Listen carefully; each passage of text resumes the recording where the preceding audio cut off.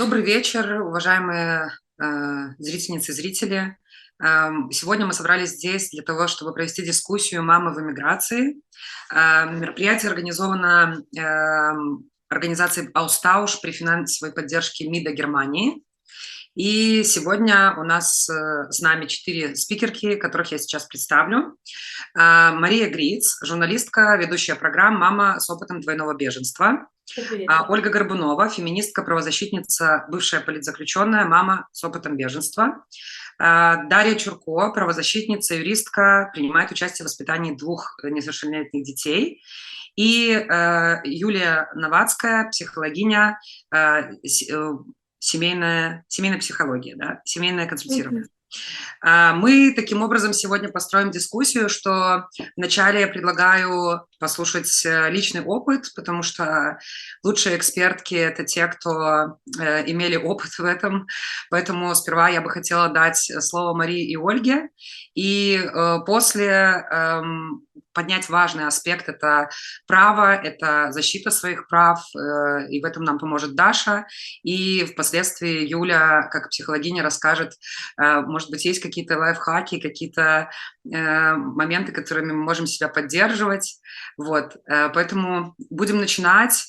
Мария, я бы хотела начать с тебя. И расскажи, пожалуйста, про свой опыт и про свою двойную иммиграцию. Так, па шчырасці, калі Настя, ты мяне запрасіла на эту дыскусію, я зразумела, што я вельмі кепска памятаю гэты перыяд. Абодва перыяды, калі мне прыйшлося з'язджаць, таму што это было настолькі для мяне цяжка, што неяк мазгі проста выціснулі гэтыя ўспаміны. Першы раз, калі я з'язджала з Беларусі, это было нягледзячы на тое, што я нібыта рыхтавалася, нібыта все было запланавана, але ўсё адно это былі стыхійна, таму што мяне затрымалі на жаночым маршы у кастрычніку 2020 года. Вось, двойчы судзілі, але ж я падумала, памятаеце, быў такі час, калі падавалася, што это все вось-вось і скончыцца, што это не можа цягнуцца доўга. І прыйшоў цэлы год пасля гэтых судоў. І за гэты год шмат што памянялася. Не ў той бок, на які мы спадзяваліся, а ў значна горшы ўжо пачалі знішчаць медыа і НДА.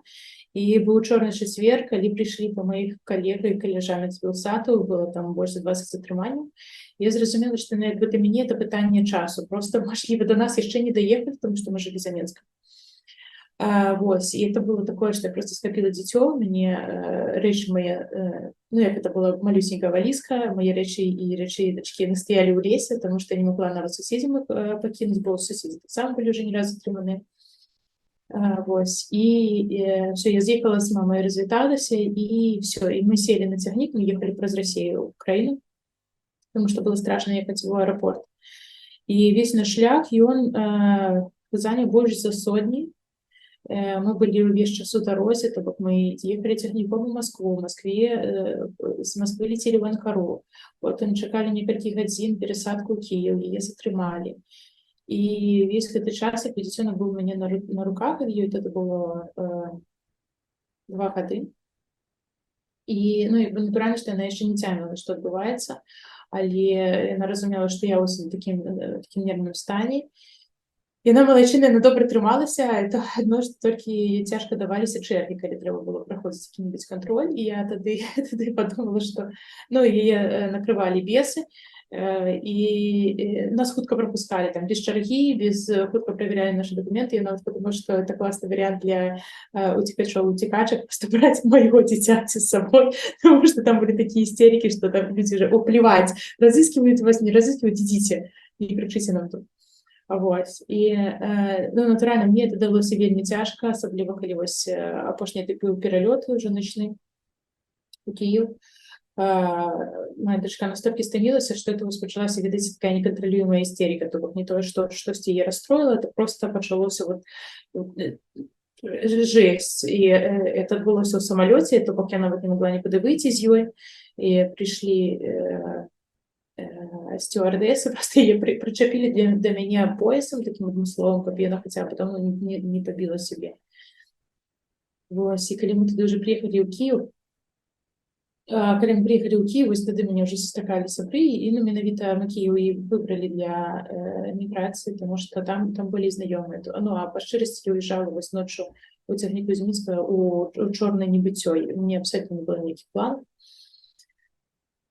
Вось, і як бы это уцікацтва было, ну, як бы по-свойму вельмі складанае, тому што у мяне не было ніякага досведу, ніякага самастойнага жыцця, то бок, ну, як бы мы жылі з бацькамі, а потым я жыла з мужам, і ўсё. А тут мне надо было вырашыць усе пытанні. І ўсе пытанні адразу, і яшчэ калі дзіцё на руках, і натуральна трэба было працаваць, шукаць хату, вырашаць усе юрыдычныя пытанні. Я думала, што я проста шалею. Вось, і як бы, ну, муж, ён доўга вагаўся, і як яму калі ехаць, і это была вельмі яшчэ адна такая цяжкая, такі вельмі цяжкі чыннік, тому што мне бы вельмі трэба была падтрымка ягоная, ну, там на месцы, але яму трэба было там з дакументамі, все это, ну, не памятаю, як нават это называецца, пераклады ці ўсё зрабіць, заверыць. Вось, і ну, тады я была да развода просто ў адным кроку. Ну, шчыра, калі ён быў побач, я нават яму пагражала па тэлефоне, што калі ты там цягам тыдня не прыедзеш, я паеду на мяжу, просто выкіну свой заручальны пярсцёнак праз мяжу, і хай яго там нейкія сабакі цягаюць. Ну, карацей, это быў вельмі цяжкая гісторыя. Вось, потым, калі ён уже далучыўся да нас, і нейкую, ну, уже нейкую сістэму атрымалася выбудаваць, так як я дзіцё дала ў садок побач з хатай. Это быў платны садок, тому што, ну, як бы ніякіх жа дакументаў асабліва не было. Ну, і асабліва ніякіх увогуле. І як толькі я атрымала від на жыхарства ў краіне, літаральна там праз месяц пачалася вайна. І это была... Я нават не магу апісаць, наколькі это было недарэчна. В сэнсе, ну, 21 стагоддзі вайна тут у мяне за акном, то бок, ну, натуральна, все былі такія напружаныя, хадзіла шмат размоваў, мы здымалі кватэру у украінскай пані, яна прыходзіла, калі да нас сказала, ну, неўжо, на нас нападуць, Лукашенко, там штосьці, господи, нет, конечно, ну, як можна было уявіць сабе? Вось я пачынаюся ад таго, што, ну, нейкі моцны гук, і я потом это же канец лютага быў. Я подумала, что это навальница, что вось это классно, что природа, ее не істотна, что там придумали люди, які у іх шаг, і она вось коли зворот часу все одно ідзе. Я така прачнулася такая вельмі, ну, усцешаная, і паглядзела ў акно, а мне перед акном гарэла вайсковая частка. І ну, я памятаю бабуліны расповеды, яна застала другую сусветную, яна казала, што самае галоўнае, ведай, што як бы бомба ў одно месца не падае двойчы. Оказывается, бомба падае ў одно месца тройчы, і як бы пасля трэцяга разу мы зразумелі, што тут ужо няма ніякіх варыянтаў, нам трэба бегчы. Ну і у людзей весь дом ведаў, што мы з Беларусі, і таксама памянялася шмат стаўлення. Я цалкам разумею, што это быў супер нервовы дзень. Ось, але як бы былі такія пред'явы кшталту, чого ви тут сидіце з нами у бомбосховищі, ідіть спиняйте свої білоруські танки. Ось, а як бы, ну, бомбосховище это не самые комфортные умовы, это весь дом напаковал свой невеличкий покой подземный с детьми, и дочка моя так само уже почала капризничать, ну, все были в стрессе, шоку. И мы с мужем решили, что нам пора ехать, и мы ехали до межи с Польшей 3 дні, вот, потому что все дороги были забиты, нас всех спыняли там, нас спыняли с белорусскими номерами все, тероборона, некая полиция, просто люди без опознавательных знаков, там было хаос.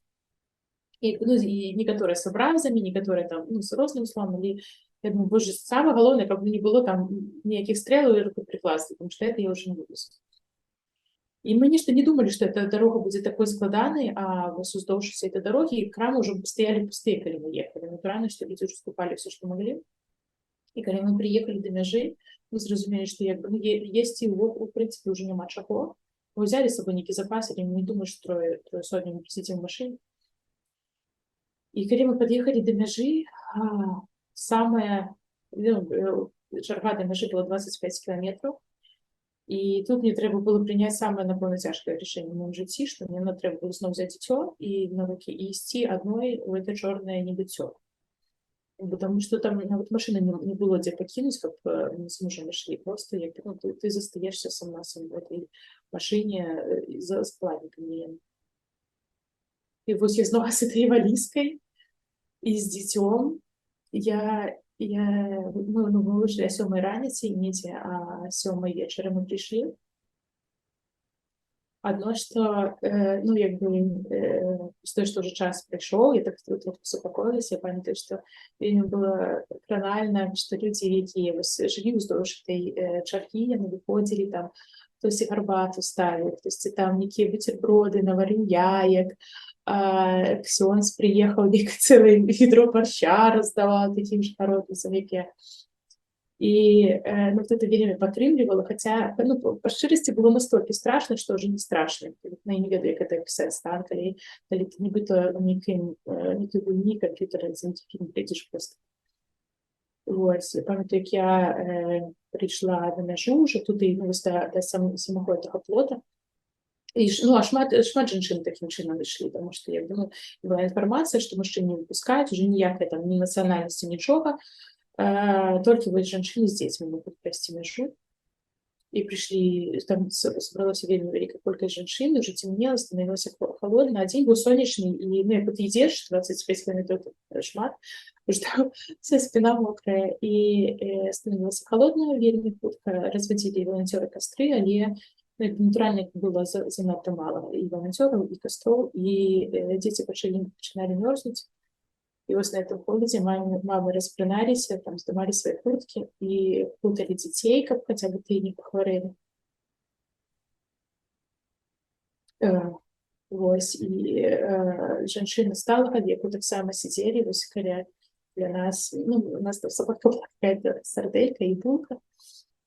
І сидела такая жанчына вельмі сталага ўзросту побач са мной, і я прапанавала ёй, кажу, ну, можа, хаця бы пакушаць, я ўжо нічога не хочу, я хочу толькі памерці. Боже, які жах, яна ратуецца ад смерці, і яна настолькі спустошаная, што ўжо гатова памерці літаральна там. Вось, і гэта фарміравалі групу, мы перейшлі з одной з груп праз мяжу, а яшчэ ў мяне была такая акалічнасць, што праз этой всей размовы, што хутка вайна, я наважылася падаць дакументы ў польскую амбасаду на візу, і праз 2 дні пачалася вайна. Тому у мяне пашпарт застаўся в амбасадзе, і ў мяне быў з дакументаў толькі вось ВНЖ украінскі. Вось, я вельмі баялася, што мяне з такімі дакументамі не выпусцяць, не выпусцяць, ну, як я дакажу сваю асобу. Але ўсё было даволі хутка, мы прыйшлі на мяжу, параўнальна, конечно, з такой колькасцю людзей. Мы перейшли эту мяжу, и вот я у Польши, и когда ехала в Украине, я разумела, что я хотя бы там, ну, коммуниковать могу с людьми. А у Польши у меня хіба что была ангельская мова, и 2-3 слова на польской. Было дуже страшно переходить эту мяжу. Вот, самі памежнікі, яны ведалі, што ідуць маці з дзецьмі, і яны просто в этом коридоре паміж украінскай і польскай мяжой яны ставілі там пакетамі ежу, ваду, падгузнікі, там, ну, все, што можа спатрэбіцца, каб трошки палепшыць эту сітуацыю нашу. І мяне сустрэлі калегі, вось, і отвезлі у Варшаву спачатку, мы жылі ў Варшаве, потым перасунуліся ў Беласток. І тут пачалося зноў это бадзянне з дакументамі, тому што, ну, это не такая гісторыя, што ты приходзіш, добрый дзень, вось там все, што вам трэба, і все. Не, это некалькі этапаў, это трэба, так як у мяне не было пашпарта, мне трэба было падацца на міжнародную абарону, яе чакаць. Зараз у мяне ёсць это рашэнне, што мне далі абарону. Я вось уже 9 месяцаў я без дакументаў, зараз я чакаю вось на нейкую легалізацыю Польшчы далейшую. І акрамя таго, што это пэўныя юрыдычныя складанасці, это яшчэ і такая псіхалагічна непрыемная сітуацыя, тому што, ну, я по факту ніхто, мне няма ніякіх правоў, невядома, калі это адбудзецца, калі мне штосьці дадуць, калі я змагу штосьці рабіць. У Польшчы таксама нічога невядома. Вось, з такога менавіта мацярінскага, ну, а другі пераход нам даўся псіхалагічным, прынамсі, псіхалагічна больш лёгкім, тому што мы ішлі, спявалі песні, з ёй гулялі і ну то бок я развлекала як магла і калі мы ішлі яна пытала мяне куды мы ну то бок вот за этой полгода я навучылася нормально размаўляць куды мы ідзем она мяне пытала я кажу а куды ты хочаш я хочу в бассейн шарик уяўляеце себе мы стоим под этой межой там вакол горя і боль а я стою куплю дзе больше бліжэйшы бассейн шарик то что мама не павінна браць Вось. Ну і натуральна, як без гэтых дакументаў і ва ўкраіне і в Польше самае складана было неяк арганізаваць догляд за дзіцём, тому што нянька это великая раскоша для мяне. А садкі аказалася не, у нас нават быў у Польше такі выпадак. Мы пайшлі ў садок, які блізка дадому. І нас туды нас так ветліва сустрэлі, запыталі, ці мы з Украіны. Мы сказалі, што фактычна мы з Украіны, але мы беларусы. Вось нашы дакументы. Каго яны былі? Тыя пашпарты з капустай. І мы кажам, што ну это вам нармальна, это пасуе, што мы з Украіны. Ну, як бы месца няма. Але такім вось мы уцекачам уцекачкам з Украіны, мы вось бярэм дзяцей, ну, і даем у групу. Мы некалькі разоў перапыталі, ці нармальна не тое, што вось мы беларусы, але што вось ўсё адно з Украіны. Яны нас пераконвалі, што ўсё окей, а праз 3 дні яны напэўна штосьці там перадумалі і проста ну, і ў працоўны дзень мы вот можам працуем. І ў працоўны дзень пасярэдзіне мне натэліць забіраць сваё дзіцё. Што здарылася? Ну раптам, ведаеце, калі садка так тэрмінова трэба забіраць, у вас ёсць хацім забіраць дзіцё. Боже, што там? Можа пабілася, можа кагосьці там яшчэ пакрыўдзіла карацей, і яны такія вы нас падманулі, вы не пасуеце нам, прыязджайце, забірайце. І это было так супер крыўдна, тому што мы перапытвалі, мы некалькі разоў дакладнялі, ці мы пасуем, ці не, калі яны нам адразу сказалі, ніякіх пытанняў, у вас як бы там свае квоты, свае правілы. Мы пайшлі іншы садок, а так вось як бы такое было гадкая сітуацыя была такая. Марыя, а пашпарт так і застаўся ў амбасадзе ва ўкраіне? Не, это была целая выратавальчая гісторыя, як тут без дакументаў мне трэба было пераканаць натарыуса, што ён можа зрабіць даверанасць на чалавека, якую я не ведаю ва ўкраіне, каб тая пайшла з этой даверанасцю. А там яшчэ такая гісторыя была польская амбасада, яна эвакуявалася з Кіева ў Львов на пэўны час, і невядома было нават, дзе геаграфічна знаходзіцца мой пашпарт.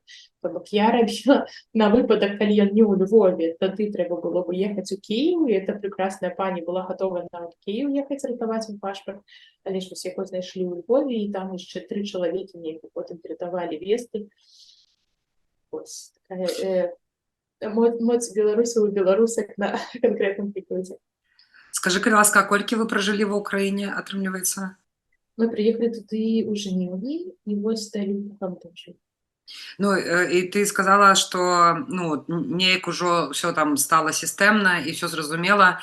Ці можаш там успомніць прыкладна праз колькі месяцаў, як ты прыехала ва ўкраіну, вось з'явілася гэта адчуванне, што ў прынцыпе ўжо ўсё зразумела, што рабіць, дзе я, як функцыянаваць? Ну як функцыянаваць, напэўна, месяца праз 2, калі ўжо нейкае з жытлом ўжо вызначылася, таму што першае жытло, якое я знайшла арендаваць, это было першае маё арэнднае жытло ў жыцці, і я не ведала, як выбіраць, я не ведала, як яго пазбегнуць падману. Мяне абдурылі па ўсіх крытэрыях. Там была плесня, там была халодная падлога, там былі тараканы, это было жесть, а не хата, у якой мы жылі, потым уже переехалі. Вось, там уже было прыстойна. І вось, ну, як бы праз это все. Ну, вот месяца праз 2 ўжо такая больш-менш сістэматызацыя ў мяне была, але як бы прызвычыцца прыняць, што это не канікулы, не штосьці, это было немагчыма. Я амаль не выходзіла з дома, таму што ну, і які это дом, як бы дом не мой, а калі ты выходзіш і там яшчэ краіна не твая, я тады проста не буду выходзіць. Вось, так я ў такім стане пражыла да лютага, і вось прыкладна ў такім жа стане і цяпер. Ну, то бок з лютага, вось з канца лютага атрымліваецца ты ў Польшчы і дагэтуль ну, такі стан, ці трошку таксама ўжо ёсць такое больш-менш разуменне, што як? Ці ёсць все-таки чаканне, што хутка скончыцца і паедзем дадому? Я этим чаканнем живу. То бок, ну, мне падаецца, што як толькі я прыму тое, што это не хутка, я развалюсь, але вот это чаканне, оно мяне так, ну, цэментуе. Я ведаю, што это не надта класная практыка, ведаю, што это, наадварот, не карысна, што вось як бы ставіць сабе там на Новы год паедзем дадому. Але ў мяне як бы это працуе троху іначай. Такая, ну, на гэты Новы год не паехалі, але бульбу я ўжо буду дома сажаць. Там мае пасадзіць бульбы. Ну, выкапываць я дакладна вам приеду памагаць. Такія вельмі мяккія тэрміны. І яшчэ ў мяне стаіць вот бутэлька віна, у мяне ў маразілцы піражкі, як толькі будзе наш дзень вялікага затору, я просто піражкі ў духоўку, тут пакідаю все свае падушкі, шклянкі. Вось. І мы живем в Беластоку не просто так, я вельмі хочу з першымі мяжы і буду там ладзіць першы фестиваль вольнай Беларусі вось са сваімі віновымі піражкамі. Ну, я хацела вас удакладніць, што наколькі я ведаю, так, то Беласток ты выбірала менавіта таму, што гэта блізка. Окей, ну і скажы, калі ласка, ты ўжо часткова сказала пра падтрымку дзіця, ну і мне здаецца, гэта вельмі важны пункт, што нягледзячы на стан маці, нягледзячы на тое, што адбываецца вакол, усё роўна вось, ну, падтрымаць дзіця вельмі важна. Ці можаш яшчэ падзяліцца, можа быць, як ты тлумачыла там у першай эміграцыі, дачцэ ў другой, як яна гэта пражывае? У першай эміграцыі ну, там была зусім яшчэ крошачка, і я была ў настолькі разбітым стане, што мне было, ведаеце, таксама, як тая нейкая гульня, мне просто трэба было пакрокава выконваць нейкія заданні, каб вот у мяне была мэта даехаць да сяброў, яны сказалі, што мы сустрэнуцца ў аэрапарту, і все, і это быў мой самы далёкі план. У мяне было плана, што я буду праз тыдзень, пра што. Мне надо было просто да іх даехаць. І калі яны нас сустрэлі, калі яны взяли мяне з рук дачку, я просто сидела каля машыны і рыдала навзрыв, потому что, ну, это была такая напруга, мне надо было выканаць заданне, я яго выканала, а далей невядома што.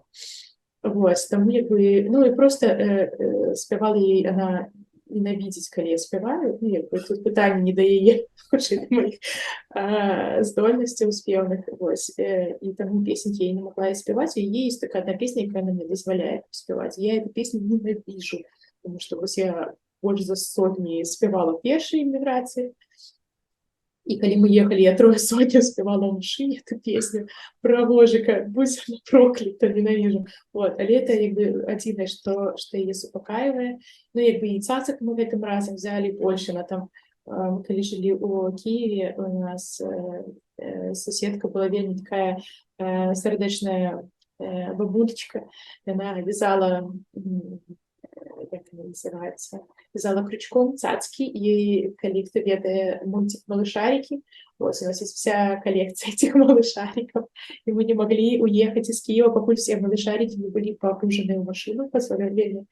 Моя дачка вельмі фильмы за этим сачылі, вось, ну, як бы тут уже яе не было такого адчаю, нібыта як бы самыя якаревыя рэчы былі з сабой, а калі вось менавіта такія нейкія рэчы, якія мы з сабой вось возім ва ўсе хаты, это яе падушачка і яе коўдра. Яна ўжо вырасла з яе, ўжо ногі тырчаць, але яна не дазваляе яе замяніць, таму што вось это ейны якарь такі. Яна нават, вось калі мы сидзелі там в аэропортах, ці сидзелі, чакалі нашу чаргу на мяжы, я вось путала яе в эту коўдру, і яна з этой коўдры прям жыве, калі яна не выходзіць з дома без яе, каб вы разумелі, у нас ёсць сумка, якую мы кладзем кожны раз коўдру, падушку, нават калі мы выходзім кудысьці там пагуляць ці паехаць кудысьці адпачыць. Марыя, скажы, калі ласка, ну, зараз такі перыяд, у прынцыпе, ўжо 2 гады такі перыяд, калі вельмі шмат ёсць узаемападтрымкі, і зразумела, што калі, ну, бачна праблема нейкая, тады зразумела, што туды варта накіроўваць нейкі рэсурс.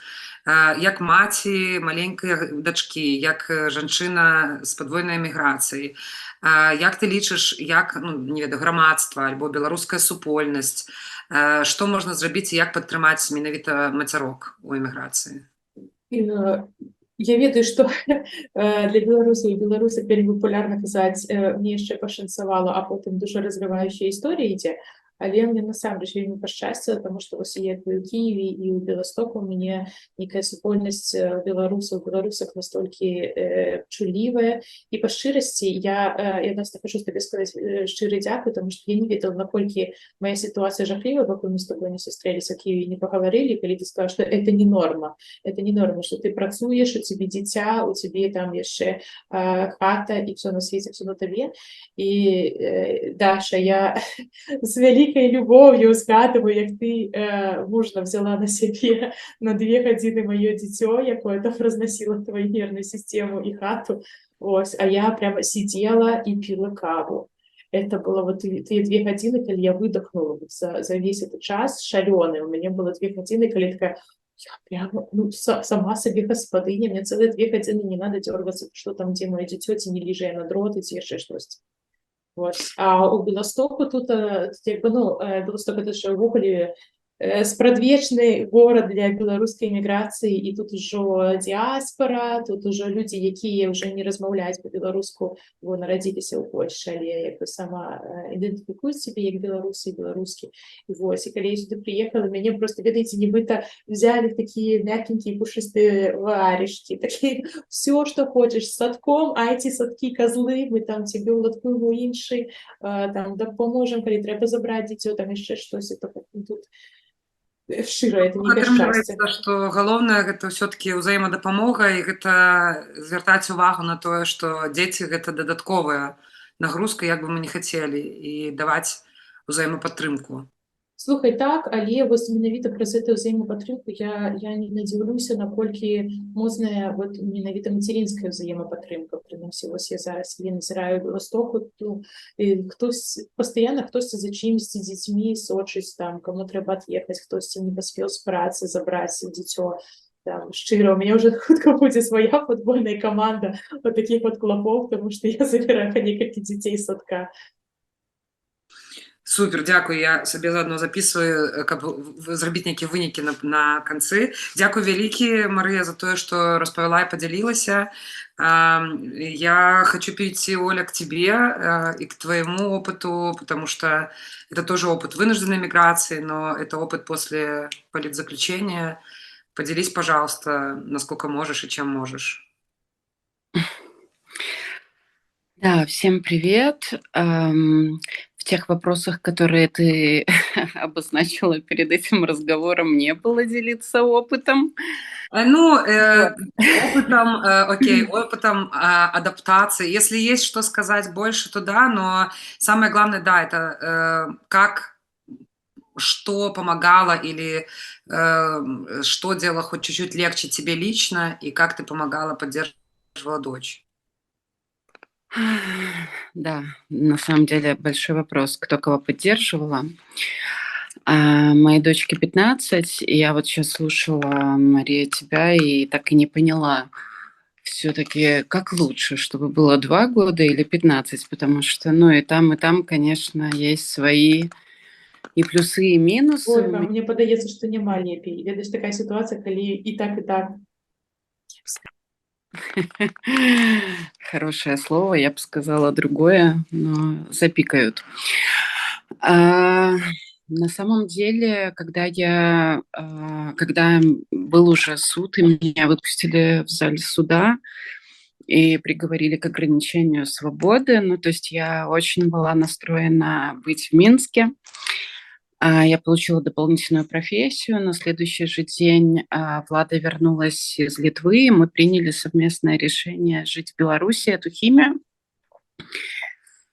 Вот, и поначалу, в принципе, все было неплохо, кроме постоянного там страха, паранойи за себя, за близких, за друзей, но как-то казалось, что это будет выносимая ситуация, пока не началась сама химия. Она просто начинается не сразу, там есть определенная процедура. Вот, и пока это была процедура, я была просто невыездная из Беларуси, и казалось, что там, не знаю, хочешь погулять — гуляешь, хочешь поехать к кому-нибудь в гости — едешь, хочешь сделать новую татуировку — делаешь. И как-то я не ощущала ограничения свободы. Вот. Конечно же, когда химия началась, все изменилось. Не суть сейчас анализировать, как меняется жизнь человека. Но в итоге все закончилось тем, что я уже поняла, что вряд ли выдержу, и дочка однажды зашла в комнату и, в принципе, сообщила об этом же. Она сказала, что я должна принять решение, потому что я мама и взрослая, вот, и что она так больше не может. Вот. Я так тоже уже больше не могла. Мы постоянно были в большом страхе. Если ночью звонила милиция или ГАИ, или каждый понедельник мне надо было отмечаться в РОВД, и я не знала, вернусь ли я. Мы боялись крепко спать, потому что если звонок в дверь не услышишь и не откроешь, это будет отметка о нарушении режима. А 3 таких отметки — это суд и колония. Вот. И на тот момент, когда я покидала ночью свой родной город, у меня уже было 2 отметки о нарушении режима, хотя я ничего не нарушала. То есть это, ну, были какие-то такие подставные штуки, когда милиция приходила в те часы, когда я могла быть не дома. И они все равно мне ставили нарушение, что вот, меня же нет дома. Я пыталась это все обсуждать и оспаривать в РОВД. Меня как бы призывали не паниковать, и что ко мне пока никаких вопросов нету. На все мои попытки выяснить, для чего тогда моя база мигает красным цветом, что у меня нарушение режима, они как бы мне тоже ничего не отвечали. И я поняла, что я не знаю, что я буду говорить своей дочери в следующий раз, когда меня задержат повторно по уголовной статье. И приняла решение о том, что все-таки нам надо эвакуироваться. Слава богу, дочка пересекла границу легально. Она уехала первая. Ну, а я тоже пересекла границу, но нелегально. И, как по мне, это, это была такая ночь, которая была хуже дня задержания. Ну, то есть я поняла, что для меня, ну, вот это перелазение ночью через забор государственной границы, это, ну, такая же травма. Я помню, как я сижу, звезды, я сижу в какой-то воде и просто смотрю на деревья, на леса, которые по ту сторону забора. Ну, это такой очень тяжелый опыт. Понимать, что, возможно, ты никогда не вернешься. Вот, я сдалась, ну, поискала. Оказывается, в Литве есть города, где нет милиции вообще, и это действительно долгая процедура. Ты просто ходишь по улицам и просишь на тебя вызвать милицию, хоть кого-нибудь. А все пугаются, смотрят так подозрительно на тебя и такие, типа, ой, у меня разрядился телефон. Ну, хотя было видно, что они просто не хотели с этим всем связываться. Вот, ну, в итоге часа через полтора на меня все-таки, ну, там ребята на парковке вызвали милицию и за мной приехали. Начали угрожать, что снова перекинут через забор обратно, потому что им своих нахлебников в Литве достаточно. Вот. Но я не успела сильно испугаться. Была задержана, провела 3 ночи на заставе. Это то же самое, что камера на Крестина, только с таким современным ремонтом. Ой, короче, ну это прям такой был экзистенциальный момент, когда ты понимаешь, что, ну, ты уже вообще не понимаешь, для чего ты что делаешь в этой жизни, и где дочка, и, ну, когда тебя отпустят.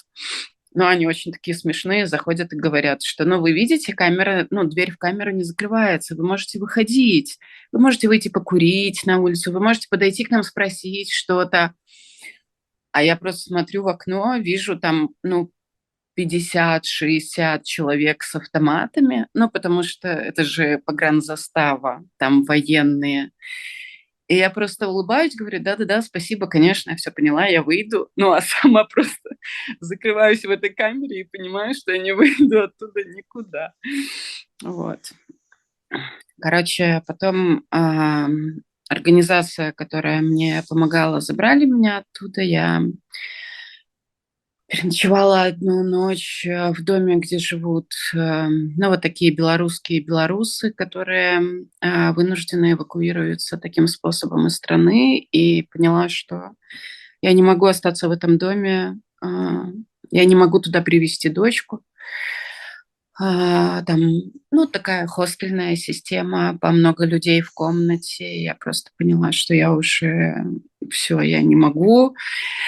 И я просто уехала к подруге, ну, в квартиру ее семьи, побыла там какое-то время, а потом мы нашли уже квартиру, в которой сейчас живем. Ну и, в принципе, наверное, как-то все было не очень приятно, но достаточно быстро. Вот. Уголовное дело против меня было закрыто в Литве недели через полторы-две за незаконное пересечение границы. И, ну, так как я сразу запросила международную защиту, где-то эти документы сейчас лежат, и кто-то, наверное, очень важный когда-нибудь примет какое-то решение, но у меня нет никакого контакта с миграцией, мне никто не звонит, не пишет все это время. И я не знаю, на каком этапе, ну, как бы все эти вопросы. У меня нет документов, у меня нет права работать. Вот. Но, в принципе, это, ну, это создает какие-то технические сложности. Там, наверное, я быстрее могла бы помочь дочке определиться в школу и так далее, если бы у меня были какие-то документы и какие-то права. Вот, но в целом, учитывая мое такое ментальное состояние, я не очень страдаю от того, что мне сейчас нельзя работать. Я скорее беспокоилась о том, чтобы не спиться тут, когда только перелезла через границу. Вот. Но так как я сама с собой уже этот вопрос решила и так, контролирую всякие моменты, когда я погружаюсь в такое тяжелое состояние, когда я там могу, например, не выходить из дому долгое время, или слишком часто начинаю пить алкоголь, или перестаю вообще отвечать людям, которые пишут мне и спрашивают, как я. Я понимаю в какой-то момент, что так, ладно, надо как-то выгнать себя из квартиры, пойти прогуляться, пойти разобраться с кассами самообслуживания в супермаркете или еще какую-нибудь маленькую задачу себе поставить. И вот это правило одной задачи в день, вообще это то, что меня очень спасало тут долгое время от чувства вины, с которым я перелезла через забор, потому что семья в Беларуси, подруги в колонии, ну и как бы в такой ситуации тяжело уезжать. Ну, вообще не уезжать, конечно. Тяжело принимать такое решение. Выбор места тоже был не случайный, Мария. Очень понимаю тебя. В Вильнюсе есть телебашня, вот, и радиус обзора 50 километров, а до забора 34. То есть еще 16 километров, это я вижу Беларусь.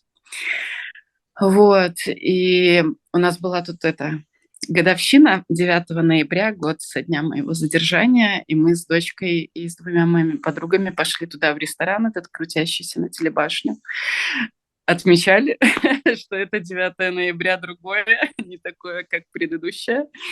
Вот. И тоже поднимались на смотровую площадку. Правда, была очень большая облачность, и мы не увидели в тот день Беларусь, но я просто понимаю, что если я уеду куда-то дальше, ну, меня еще сильнее будет тянуть. Такое ощущение, что чем дальше я от забора, тем больше натягивается, ну, вот этот какой-то такой ментальный бандаж. Меня просто, ну, вот... ну, короче, вы поняли, не буду тут это разглагольствовать. И когда я вообще думаю про адаптацию, я понимаю, что я не принимаю этого слова, и я дала себе право не хотеть адаптироваться, и я не буду адаптироваться. Я понимаю, что люди очень часто хотят меня поддержать и рассказывают, как, ну, они похожий период переживали, там, 2 года назад, когда они уехали, или год назад. намекая на то, что я всего лишь 3 месяца как уехала, и у меня все будет меняться. Да, вполне вероятно, через год я тоже начну так же говорить людям, которые только уехали из страны. Надеюсь, нет, потому что это ни хрена не поддерживающие слова. Вот, я просто себе решила дать разрешение не адаптироваться. Я отказываюсь адаптироваться, я рассматриваю Литву как временный дом, и все, что я тут делаю, либо планирую делать, либо мечтаю делать, я делаю только с одной лишь мотивацией, чтобы вернуться домой. Вот. Оля, спасибо большое. На самом деле ты такие очень важные моменты обозначила, и особенно про адаптироваться, да, мне очень понравилось, потому что когда мы переехали в Киев, мы помогали как раз с вот этой вот адаптацией, вот, и, ну, как бы я встречалась с очень большим количеством людей, вот, и, ну, это реально вот такое прям план разговора составляла себе. Я очень быстро отучила себя говорить «добрый день», ну, потому что он недобрый, вот. Естественно, как дела, это тоже не очень хороший вопрос, но самое главное – это не спрашивать, какие планы. И несмотря на то, что я вот себе прям составила список вопросов, случилась ситуация, когда за один день в Киев попал мой друг из Беларуси, и он приехал в итоге к нам, и мы прожили 2 месяца вместе. И, естественно, буквально второй вопрос, что я сказала, какие планы? И тут же я говорю, стой, стой, стой, сейчас стираем. Я не говорила этого. Ну, потому что действительно, когда приезжают люди, есть какие-то стадии, которые похожи, но ты очень правильно сказала, что разрешить себе не хотеть адаптироваться, потому что действительно это у всех проходит очень по-разному, и нельзя всех запихнуть в какую-то одну систему. И, ну, здорово знать, что, наверное, адаптация – это когда проходит примерно вот так, но, мне кажется, дать себе возможность быть в том состоянии, в котором я есть, это очень хорошо. Скажи, пожалуйста, как ты считаешь, как можно поддержать мам с детьми? Потому что я все-таки считаю, что это, ну, э, ну, как бы женщины – это уязвимая группа в моем понимании, вот. А самостоятельные матери – это уязвимая группа, ну и мамы, да, и все-таки я считаю, что есть особенности у каждой уязвимой группы, и если у тебя мысли о том, как общество может поддержать мам в эмиграции? Но мне кажется, что ну, все зависит от ну, как бы уровня вовлеченности. Ну, то есть мы же можем поддерживать и солидаризироваться на таком личном уровне, да, в таком формате взаимопомощи, взаимоподдержки. Либо мы можем думать о том, как сделать такую поддержку системной. Мгм. И мне кажется, это очень разные тактики.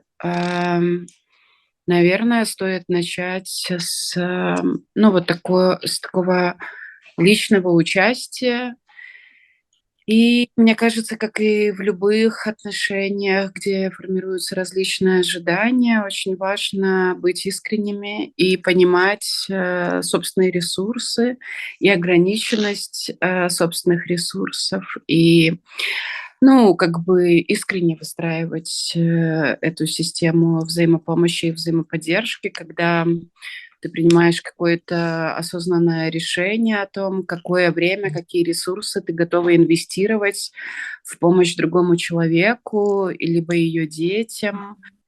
Потому что, ну, когда мы переоцениваем собственные силы и обещаем то, что на самом деле не можем как бы реализовать, это, ну, такой двойной, ну, это тогда такая очень двойная сложность, может быть, для женщины, для мамы в такой ситуации, потому что одно дело, когда ты не рассчитываешь на какую-то поддержку и мобилизуешь собственные силы, а другое дело, когда ты рассчитываешь и не получаешь этой поддержки.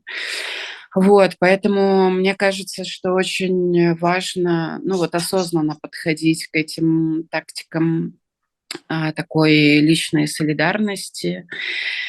Вот, и ведь на самом деле есть очень много форм, как можно поддержать маму, не обязательно сидеть с чужими детьми. Ну, как бы я тоже пробовала, мне тоже, ну, там, не знаю, даже как тебе понравился этот опыт и нравится ли. Но я понимаю, что, ну, какую-то часть я точно готова, и мне очень прикольно с детьми, и Влада помогает, но я точно не готова это делать постоянно, регулярно, каждый день. Но тогда можно, ну, понимать, что есть какие-то другие виды помощи. Я не говорю сейчас про себя лично, потому что я вообще сейчас ни разу не помощница.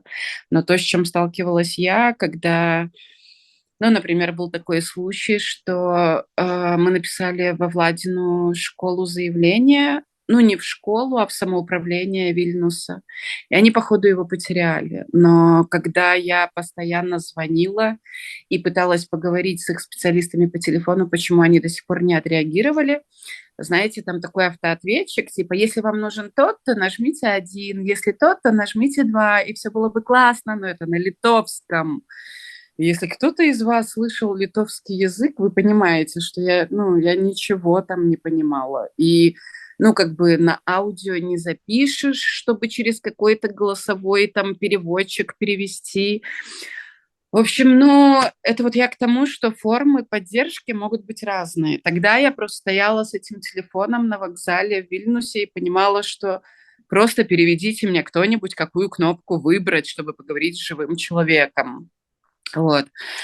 Но, конечно, больше меня, ну, больше шансов я вижу в такой системной поддержке, когда я говорю про нас как про общество, когда я говорю про негосударственные организации, неправительственные, когда я говорю про фонды, которые, ну, надеюсь, изучают потребности белорусок и белорусов, чтобы приоритизировать какие-то свои программы помощи. Поэтому, ну, тут, мне кажется, тоже есть такие очень важные штуки, связанные с вопросами легализации, вопросами документов, когда нам известны кейсы, когда у родителей разные статусы миграционные, когда дети не могут просто из-за своего типа визы пойти в садик и в школу, и тогда женщина вынуждена просто постоянно сидеть с ними дома, не иметь этой социальной поддержки и ждать, пока решатся эти вопросы с миграцией.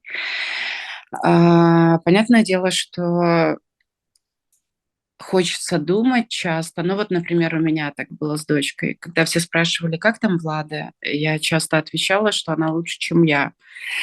И это были преждевременные выводы, потому что когда мы сюда переехали, у нее начались кошмары, и это такие очень тяжелые ночи, когда она даже не может выбежать ко мне из комнаты, хоть ей 15 лет, и это впервые в ее жизни, потому что пауки ползают по двери и по ручке, и она не может открыть ручку, чтобы выйти. Вот. Ну и мне кажется, мы как родители можем где-то не замечать таких сложностей у детей, либо мы можем находиться в каком-то там своем не очень адекватном состоянии, травмированном, и где-то игнорировать такие маячки. То есть мне реально, чтобы осознать степень серьезности этих кошмаров для моей дочери, нужно было дождаться момента, когда она в темноте упадет и разобьет себе подбородок, чтобы я поняла, что но все-таки эти кошмары – это какая-то очень серьезная проблема, нам нужно записаться к специалисту. Вот, и, ну, чем такая информация более доступна будет для мам, тем больше шансов, что, ну, мы вовремя идентифицируем эти проблемы и сможем адекватно помочь и себе, и своим детям. Ну и, безусловно, там всякая медицина и так далее. То есть, ну, как по мне, это все пляшет от легализации детей, потому что если родители еще худо-бедно как-то легализуются, ну, то есть, не знаю, в Литве даже без права на работу куча белорусок и белорусов работают нелегально, и это хоть, ну, какая-то возможность, ну, либо социального такого взаимодействия, поддержки, коммуникации, ну, в том числе заработка, то, ну, у детей, конечно, но дети не смогут нелегально пойти в садик или в школу, ну, то есть я к этому. Найти няню невозможно, ну, ты без права на работу, какая няня? Вот, ну и так как у меня такая профдеформация все-таки благодаря той теме, которой я занималась долгое время, это проблема насилия в отношении женщин, это все-таки дает о себе знать, то мне кажется очень важно говорить с белорусскими, которые выехали, о том, что происходит у них в семьях. Ну вот, например, 25 ноября, в Международный день защиты борьбы за ликвидацию насилия в отношении женщин, мы узнали такую цифру от МВД Беларуси, что только лишь административных протоколов было составлено в 2022 году 15 тысяч, и все независимые СМИ так смело перепостили это интервью, и никто не задался вопросом, а что было раньше. А раньше годами это было 50 тысяч протоколов административных в год. И тогда у меня только один вопрос к МВД Республики Беларусь, где делось 35 тысяч женщин. И, ну, как человек, который давно в этой области работал, я понимаю, что причин там может быть много, но одна из предполагаемых причин, что значительная часть пострадавших выехала в другие страны. И, скорее всего, насилие либо может дебютировать в отношениях, либо оно всегда там было, и оно продолжается. И женщины, которые находятся в других странах без понятного легального статуса, они могут не знать ни своих прав, они не могут знать законов той страны, у них может быть языковой барьер, у них может быть огромный страх депортации. Ну, то есть как бы тут куча всего накладывается. Они могут не знать телефонов служб помощи.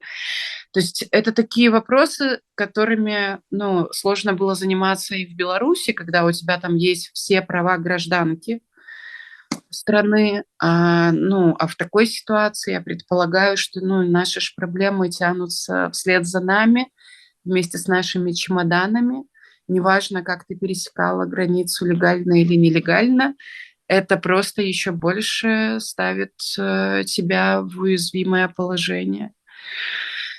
Поэтому мне кажется, что, безусловно, гораздо более эффективными будут системные тактики. Но это зависит от ресурсов. И, насколько мне известно, многие фонды после начала полномасштабной войны в Украине, многие фонды теперь с трудом собирают ресурсы на белорусок и белорусов, на политзаключенных, на помощь тем, кто вынужден эмиграции. Ну, то есть как бы я понимаю, что для всех тех мер, которые, ну вот даже мы на этой встрече сейчас с вами обсуждаем, это надо очень много сил, денег, времени, профессионального потенциала. Ну, то есть как бы, а что же делать, когда все разрушено?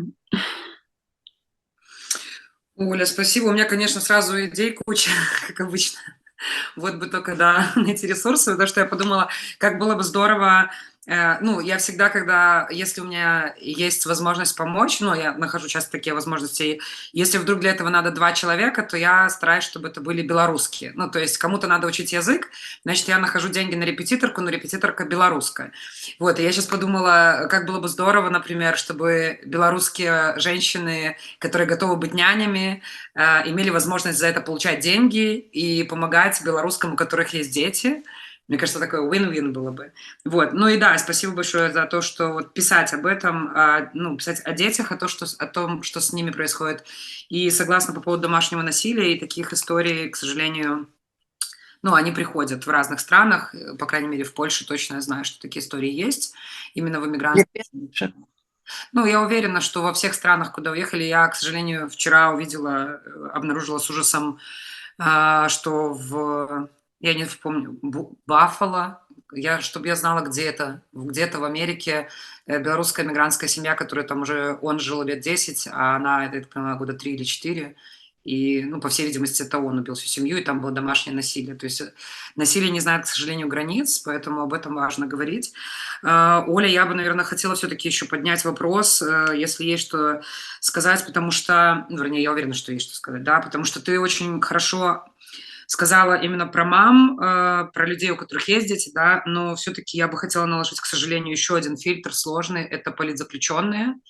И я понимаю, что все мы проживаем по-разному, и как бы с одной стороны нельзя мерить и сравнивать, потому что чувства каждой ценны и уникальны, но тем не менее, ну, политзаключение – это еще один фактор, который накладывает свои отпечатки, и если ты хорошо, очень классно разложила про системную поддержку и личную поддержку мам с детьми, то если тебе что добавить, какие-то моменты, нюансы, которые все-таки надо иметь в виду в общении или в поддержке бывших политзаключенных. Я не сохранила, к сожалению, скрин твоей сторис, но я помню, что ты писала там, что у тебя нельзя спрашивать, как дела. Ну, я очень стараюсь это не делать, хоть иногда не получается. Но мне кажется, такие вещи тоже очень важны. И вот если тебе что добавить в этом. Не как дела, а как ты. Как ты, да, как ты. Ну да.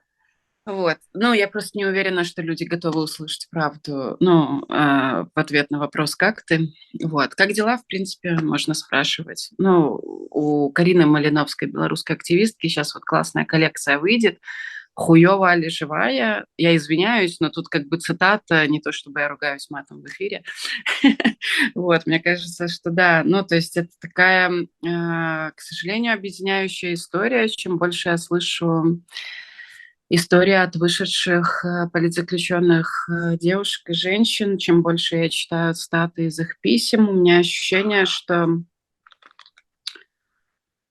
это какая-то, кажется, нелогичная история, но как будто бы пока ты сидишь, ты человек, за которого переживают, для которого много стараются всего сделать, по крайней мере, ты слышишь об этом отголоски там в тюрьме, когда адвокат рассказывает, как поддерживают твоих близких, семью, что там для тебя ищут деньги, чтобы оплачивать адвоката каждую неделю, и ты прям с такой благодарностью все это слушаешь. Вот, но все достаточно быстро меняется, когда ты выходишь, потому что ну, это такой конвейер, конечно, этих политических репрессий. Ты-то вышла, за тебя там порадовались пару денечков, но уже кучу других задержали. И, ну, фокусы смещаются постоянно, и это нормально, это логично. Но что делать тебе, ну, как бы вышедшей из тюрьмы, ну, вот с такой вот травмой, когда ты выходишь в новую реальность и понимаешь, что все иначе, включая твое когда-то близкое окружение. Вот. И мне кажется, что когда, ну, речь же не поговорить сейчас про мой личный опыт, а поговорить про то, что могло бы поддержать политзаключенных. Мне кажется, что я не знаю, есть ли это, но мне кажется, точно мы обязательно должны как общество придумать некую длительную программу реабилитации для тех, кто был в тюрьмах, в колониях, кто длительно был в заключении, в длительном.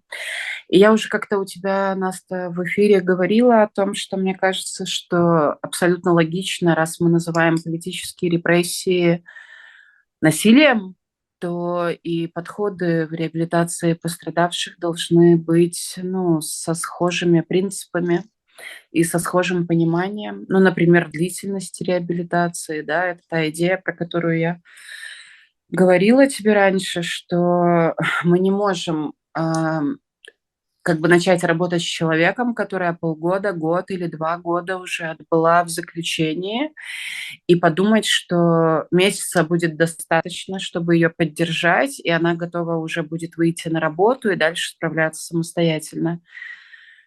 Я не думаю, что я человек, которая привыкла мало работать. Ну, у меня впечатление о себе как о человеке, у которой не был устойчив в своей работе из-за частого выгорания, которое случалось, но я бы скорее себя отнесла, ну, в такие маниакальные мои периоды к трудоголику.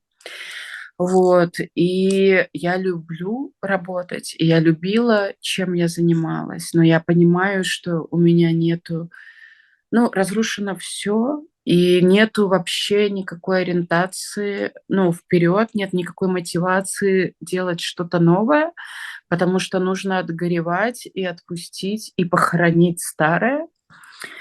Вот, поэтому, ну, вот у меня очень большой вопрос вот к этой длительности реабилитации. Еще, ну, для меня реабилитация — это не равно работа, не равно социальная такая реинтеграция, когда мы начинаем тягать по каким-то ивентам людей, вышедших из заключения, сочинять для них какие-то программы. Меня вот тут тоже звали в Вильнюсе на кружки и все такое, а я такая: какие кружки, какой рисовать. Я последний раз рисовала в СИЗО дочке в письмах, и я больше не хочу рисовать, потому что я уже, блин, нарисовалась. Или в какой-нибудь читательский кружок, а последнюю книжку, которую я прочитала до конца, она тоже была в СИЗО. И я не могу сейчас дочитывать книги до конца. Я читаю до половины, кидаю, начинаю новую. Поэтому, ну, как бы, мне кажется, не стоит подменять понятия. Ну, то есть, когда мы говорим про реабилитацию, мы говорим про процесс, который мы выстраиваем, исходя из потребностей конкретной женщины, конкретного человека, конкретного политзаключенного, а не исходя из наших представлений, как должен происходить возврат в социум, да, для Мгм. политзечки или политзека. Ну, еще я говорила про необходимость так называемого кейс-менеджера, да, или менеджерки. Мы привыкли работать по таким инструментам в убежище для женщин, пострадавших от насилия. И кто сказал, что такая помощь не нужна людям, которые вышли из мест лишения свободы? Получается, что, ну, например, у меня есть возможность сейчас заполнить заявку на получение медицинской помощи. Но я не могу ее заполнить. Я не знаю, что со мной происходит. Происходит какой-то абсолютно психологического толка затык. Я сажусь заполнять, а там вопрос, какие заболевания вы связываете с заключением? И я как бы сижу и не понимаю, как правильно ответить на этот вопрос. А может, это действительно не из-за того, что я была в заключении, а потому что возраст у меня уже как бы соответствующий, или мои там, болезнь хронической щитовидной железы как-то повлияла на эти диагнозы. Может, это вообще не из-за того, что я полгода была в СИЗО. Ну, то есть ты теряешься, тебе не с кем это обсудить, или ты думаешь, что тебе не с кем это обсудить. Ну, потому что в основном ты прячешься. Ну, и как по мне, это достаточно большая сложность. И, ну, как бы очень важно понимать, ты столкнулась с одной травмой, например, незаконного заключения и уголовного преследования, или, например, ты политзаключенная, которая еще к тому же нелегально пересекла границу, и у тебя нет денег на еду, у тебя нет 1 евро, чтобы заплатить за автобус, поэтому ты везде ходишь пешком. И люди, у которых нет такого опыта, они у тебя даже не спросят об этом. У меня часто спрашивают, а чего я не воспользуюсь каким-то приложением, чтобы получить, например, скидку в магазине. А я вижу, что они огромные теперь, ну, когда я уже наконец-то поставила себе это приложение. Но, наверное, мне нужен был человек в самом начале, который просто взял бы мой телефон и поставил мне это все и показал, как это работает. Потому что я ничего не понимаю на литовском, потому что я ничего не понимаю из этой инфраструктуры. И примерно, ну вот я училась в кассе самообслуживания примерно так. Я стояла в очереди, делала вид, что я жду, и пропускала, и просто смотрела, как люди это делали. Вот, и кажется, что да, ну, это какие-то такие мелочи, но из этих бытовых штук состоит целый день твоей жизни, а завтра еще один, а через неделю все такие же дни. И, возможно, кто-то бы сказал: хватит инвалидизировать себя, встань, пойди и сделай. Но это так не работает. Я закрою дверь и выйду через 2 недели. Тогда и поговорим. Ну, как бы вот так. Оля, спасибо. Очень важные, ну, моменты ты озвучила, и прям хочется, не знаю, писать статьи, посты и все остальное.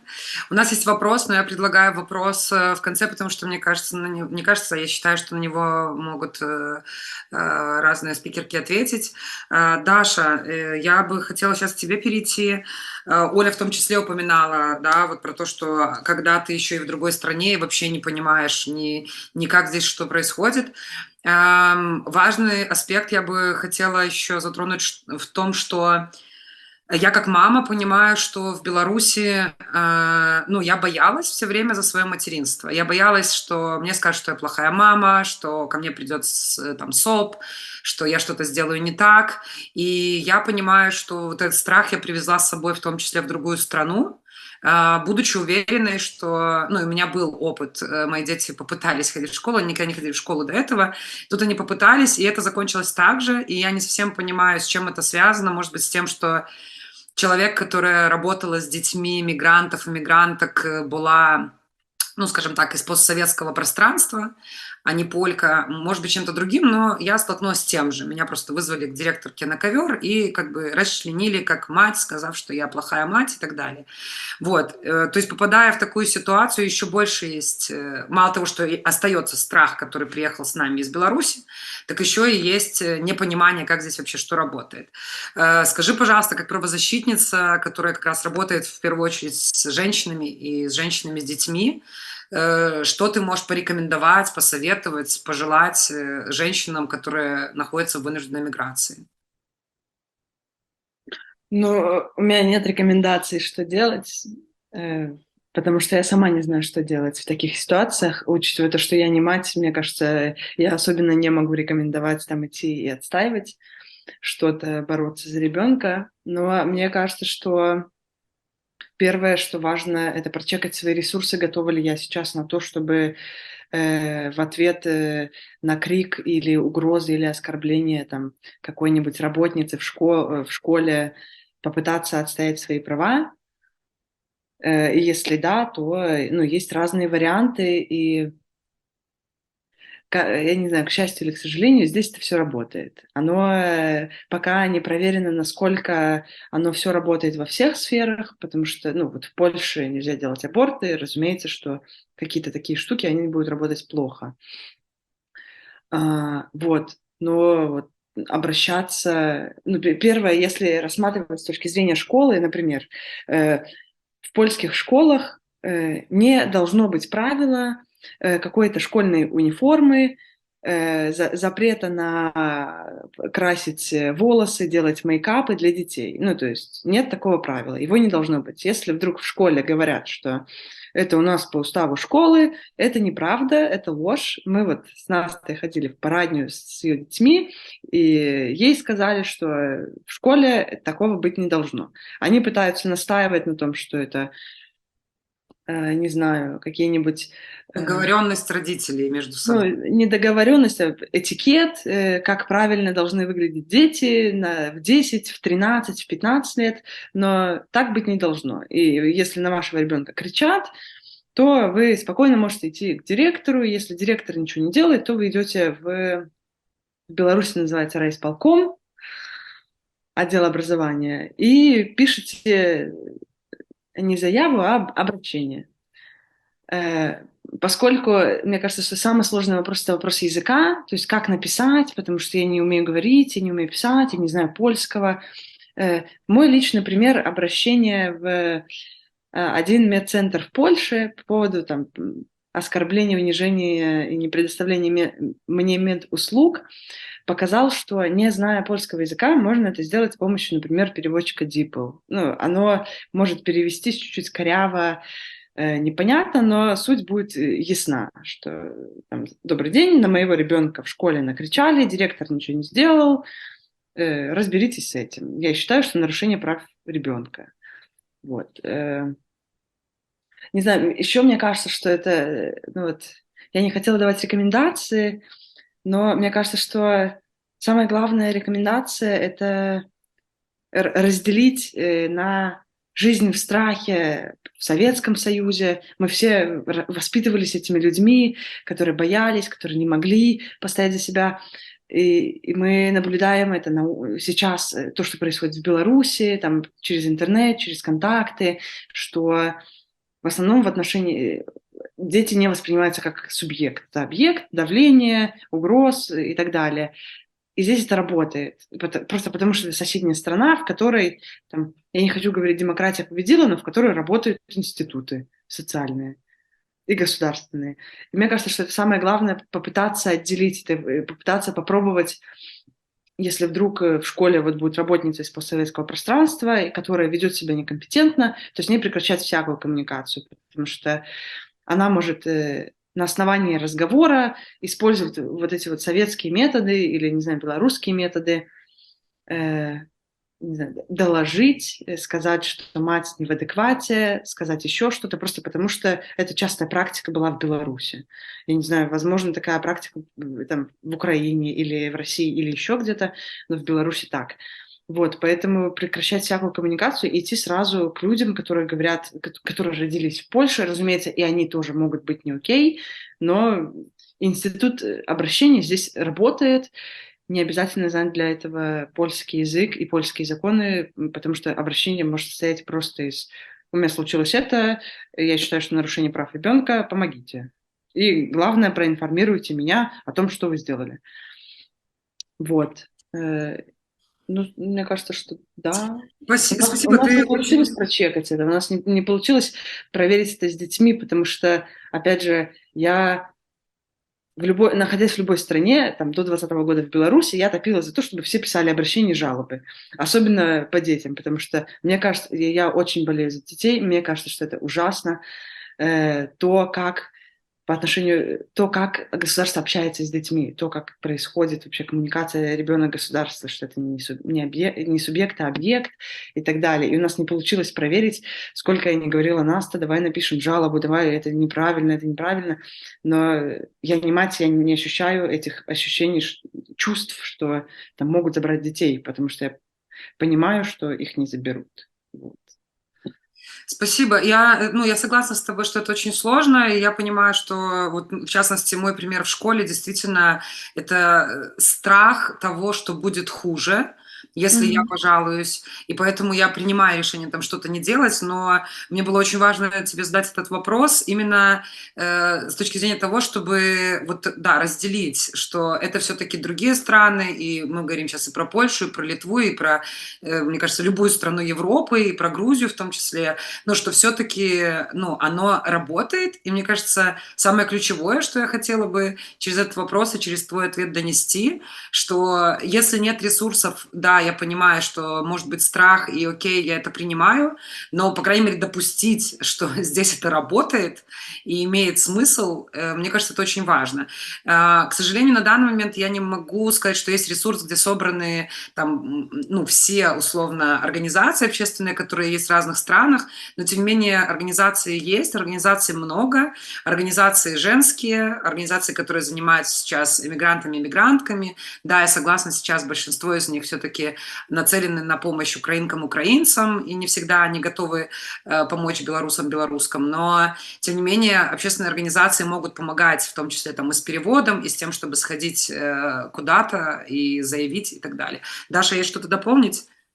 Да, не по поводу общественных организаций, а так в целом я бы еще хотела сказать, что очень важно упускается вот в самозащите, что условно, если прислали негативный ответ или ничего не сделали, или вы не отправили, есть альтернативный вариант в демократических странах, это СМИ, потому что здесь проходят выборы таким образом, что если эта власть ничего не делает, СМИ об этом независимо пишут, и тогда выбирается там другая власть, которая будет что-то делать или говорит о том, что она будет что-то делать. И люди голосуют. Вот, поэтому мне еще кажется, что в таких ситуациях стоит давать себе несколько вариантов, помимо того, чтобы написать жалобу или перевести ее в переводчике, стоит рассматривать вариант в случае чего, там, негативного ответа. Мне кажется, что это будет маловероятно, но если вдруг, то можно всегда обращаться в СМИ, потому что Я не знаю, как в других странах, но в Польше государственные службы, мне кажется, очень сильно озабочены дискриминацией по признаку языка и национальности, учитывая там недавние кейсы, учитывая мой кейс, ну, оно тут вне зависимости от того, Россия, Беларусь, Украина, ситуация сложная с дискриминацией по признаку национальности. Вот. И если вдруг вы находитесь в Польше, то и у вас что-то случилось с детьми, то я могу помочь, не знаю, сформулировать запрос и перевести ее в переводчике. Но если вы говорите по-польски или пишете по-польски, то я могу сформулировать, а вы переведете и отправите. Поэтому На можно. самом деле, я думаю, здесь дело не только в Польше, потому что сам факт составить, перевести в диплом можно не только на польский, я думаю, но и на литовский или на грузинский. Даша, спасибо большое. У нас супер, ну, я считаю, важная дискуссия и важные моменты сегодня были уже озвучены. Не так много времени остается, поэтому хочу передать слово еще Юлии. Юля Новацкая, семейная и репродуктивная психологиня, гештальт-терапевтка. Юля, вот нам, так сказать, на завершение, дай, пожалуйста, нам пирожочков. Что делать-то? Что там психология говорит? Да, я тут даже вот прям в своих пометочках дополнительно помечала. Очень здорово, что есть возможность послушать реальные истории. Уже, правда, все губы себе искусала и собаку нагладила столько, как вас слушала. Очень непросто, конечно, оказываться в поле таких историй. Много как-то и сочувствия, и восхищения тем, как мы все проживаем, на самом деле. Вот я тоже заметила за собой, что хочется говорить, ну, у меня-то, конечно, не так все страшно, не так ужасно, какой-то такой феномен белорусок. Притом вот во многом замечаю, что именно женщины из Беларуси так любят, ну, как будто бы преуменьшать, да, там, те истории или те геройства, которые совершают, такие маленькие геройства в своей жизни. Вот, поэтому я буду даже, может быть, касаться каких-то вещей, которые были озвучены, уже их так вплетать в разговор. Но в первую очередь, что мне важно сказать, и то, что много здесь звучало, о том, что, я думаю, что, может быть, даже кто-то уже и слышал об этом, о том, что, в принципе, любая миграция, релокация, они, понятно, там имеют разные значения, но я буду одним словом сегодня называть. С точки зрения психологии, это такой феномен, который обозначается как стресс, приравненный вот ко второму месту после потери близкого. Ну, потери близкого или там потери какой-то своей функциональности, или потери конечности. Вот примерно можно представить, да, масштаб переживаний в психике, адаптации к миру, например, без любимого, без близкого человека. И примерно такой же объем потери и переживаний стресса мы проживаем, когда это даже рядовая иммиграция, когда мы просто там, запланированно переезжаем из одного места в другое. И когда вот сегодня я слушаю истории, это, конечно, чаще истории про вынужденный переезд. Даже если у белорусов была возможность как-то подготовиться с 2020 года, не все же в 2020 году переезжали, но тем не менее часто это истории, которые все равно внутри про вынужденный переезд. Вот я могу тут тоже свой личный пример обозначить. Я, например, всегда думала о том, что я бы хотела переехать. Мне интересно было бы где-нибудь пожить. Ну вот всегда что-то как-то, вроде как хорошо живешь, что уже там, ну это ж напряг такой. И вроде как это желание есть. И казалось бы, ну вот переехала, что ты, ну теперь радуйся, наконец-то тебе как-то замотивировала твоя страна совершить, да, реализовать свою мечту. Но это же не про реализацию мечты, а про то, что как будто бы я внутренне не дозрела, да, меня там взяли, как с корнем вырвали и, пожалуйста, да, вот, теперь где-то остепенись. И в этом месте, даже если была возможность, было желание или была возможность подготовиться, ну, не мой кейс, но тем не менее, даже если я там с 2020 года как-то не сильно там напугана была, ну, напугана, и так потихонечку на кошачьих лапках двигалась к переезду и переехала себе спокойно, пересекла границу.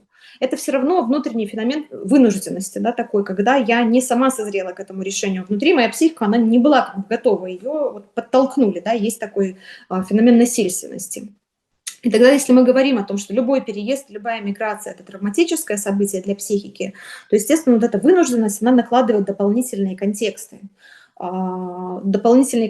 к тому горю и к тем переживаниям потери, которые могут в нас возникать. И в случае белорусов, конечно, это еще и часто дополнительные травмы, да, потому что помимо того, что это вынужденный переезд, ну вот Оля, да, прям ужасающую историю рассказала сегодня, Мария тоже делилась, да, историей своей, я думаю о том, что это прям, ну, дважды пережить эту релокацию, сколько таких историй, ну, о том, как и трижды, и четырежды за год люди вынуждены были уезжать куда-то. Там те, кто, белорусы, которые сначала из Беларуси уезжали, потом из Украины, это опять отдельный пласт, да, того, что я сначала пережила травму в своей стране, потом я пережила травму того, что война началась вроде как уже у меня в стране. Ну и плюс сюда добавляем переезд. То есть это всегда еще какая-то отягощенная история. Это не просто история стресса от релокации, но еще и дополнительный контекст, который, ну, прям очень может сильно влиять на ту скорость, вот то, о чем Оля говорила, да, скорость переживания горя, на ту глубину, которая у меня может возникать. И в этом смысле, ну, я тоже еще раз подчеркну, я всегда удивляюсь тому, как, с одной стороны, мы говорим о том, что важно, да, помогать женщинам, матерям там, из Беларуси, женщинам, не знаю, мужчинам, тоже всем, да, ну, вот, мы говорим сейчас про такие самые уязвимые части. И в этом месте мы говорим о том, что, правда, это нуждающаяся категория, да, это люди, у которых очень много, ну, переживаний, травматических событий, которые влияют на невозможность, ну, так легко адаптироваться, как это было бы там, в других обстоятельствах. И при этом все равно очень часто, ну, как будто бы сами немножко прибедняясь, говорим о том, что, ну, как бы ладно, но мне же не так хуже. Вот, ну, например, украинки, вот у них там действительно, да, ужас ужасный, там у них же еще и родственники там остались. Я думаю, что это история, где важно не мериться, ну, степенем ужаса горя, а признавать, что оно есть разное, да, и у каждого из нас как-то это проживает, и в равной степени, независимо от ужаса, ужасности, да, какой-то шкалы, которую мы выбираем, нужна поддержка и нужна помощь. И нужно себе давать право тоже об этой помощи, ну, как-то просить или там идти и находить ее. Вот, потому что пока у меня есть ощущение, что я как бы, ну, не так уж как бы нуждаюсь, ну, вроде ж я, не знаю, там, да, как-то вот где-то тепленько пригрето, там, хлебушек на столе есть, ну, и там у меня никого не убили из семьи, ну, значит, как-то вроде мне не так плохо. Я думаю, что у каждого белоруса сейчас есть как минимум близкий друг, а как максимум кто-то родной, кто сидит в тюрьме, и это...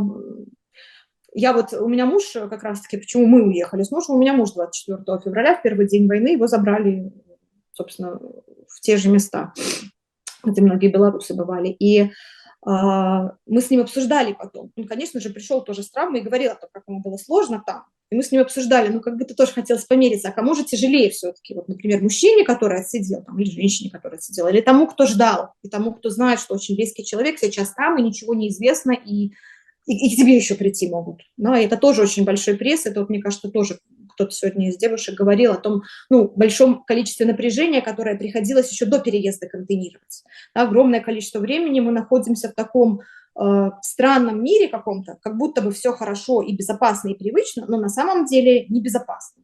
И я все время начеку, моя психика все время находится в таком диком напряжении, ну, как бы отслеживая, не случится ли в какой-то момент что-то, что мне прям надо будет бежать. И это состояние мобилизации, оно, конечно, тоже добавляет определенный оттенок и глубину вот переживания этого стресса. Тогда, если мы обозначаем вот эту историю всю как травматическую, важно понимать, что это травма, да, такая травма потери в первую очередь. И тут мы говорим о потере прям по многим, ну, таким пунктам. Ну, вот первое, что самое очевидное, что сегодня много звучало, это потеря безопасности. Причем такой интересный тоже феномен. С одной стороны, мы как будто бы убегаем от опасности. Ну, и должно стать безопаснее. Да? То есть я же там, ну, там, не знаю, там война была, или там опасность была сесть в тюрьму, или там за моих близких я переживала. А тут вроде как должно стать безопасно. Но при этом сколько... ну, неопределенности такой и опасности для психики в том переживании вот каких-то моментов, даже которые сегодня девушки обозначали, когда я ничего не знаю, ничего не понимаю, у меня нету привычного вообще такого внутреннего, да, стержня, который у меня был дома. И плюс ко всему, вот это ощущение напряжения, которое у нас было там, в момент какой-то мобилизации, да, внутренней, когда я ощущала опасность, оно потихонечку отпускает. Я когда попадаю в безопасное место, моя психика расслабляется, и тогда все, что я удерживала долгое время, оно, в общем-то, всеми цветами и красками начинает изнутри рваться. И тогда эта история про то, что как бы физически-то я в безопасности, но психика моя только сейчас начинает проживать вот эту небезопасность, тот объем ужаса и страха, и невероятной опасности за свою жизнь, за свою свободу, за свои права, за свое здоровье, вот за огромное количество вещей, да, которые я удерживала, которые просто невозможно было, ну, находясь там, в общем-то, как-то переживать. Вот, поэтому это первая такая потеря. Дальше мы говорим, естественно, о таких понятных очень потерях, которые звучат часто в контексте любого переезда. Это потеря дома, потеря привычного окружения, потеря социального статуса.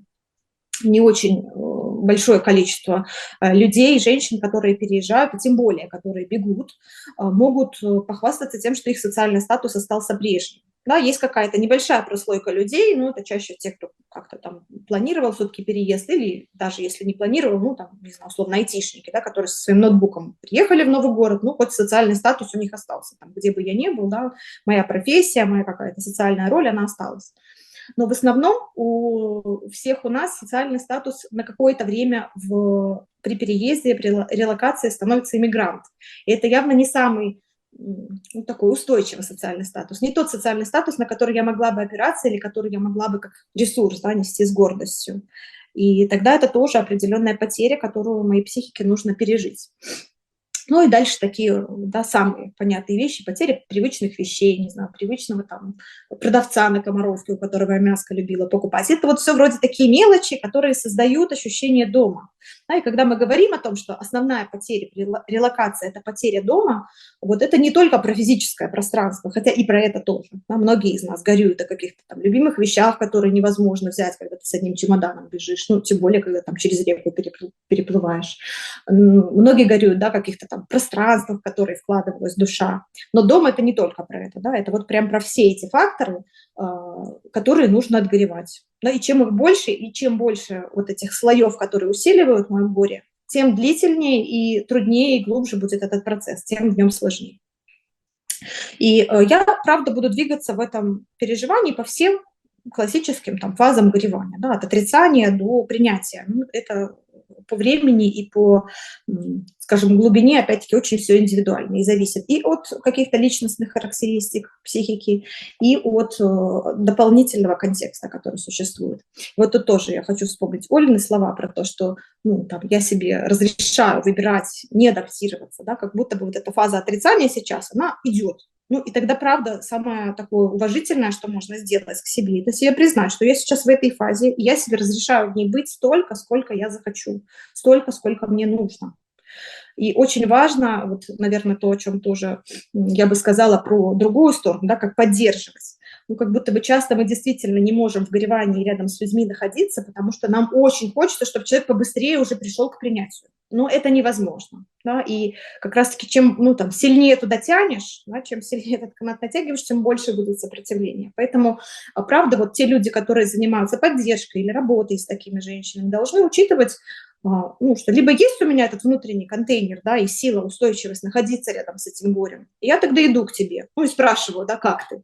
И тогда с этим как-то обхожусь рядом с тобой. Ну, даю тебе это пространство побыть вот такой, как ты есть, там, в отрицании, не знаю, или в каком-то гневе. Там все эти фазы будут, да, и в вине какой-то, возможно, и в ощущении несправедливости, и в страхе очень сильном за свое будущее. Ну, либо я чувствую, что у меня нет этого ресурса. Ну, тогда я вообще не лезу к тебе и даю тебе возможность самому там, да, вариться. Или ну, там, ищу какие-то, спрашиваю, там, как еще можно тебе помочь. Ну, вот если я не в состоянии как-то, как тебе подходит, тогда просто не лезу. Ну, даю право тем, у кого есть эта ресурсность сейчас.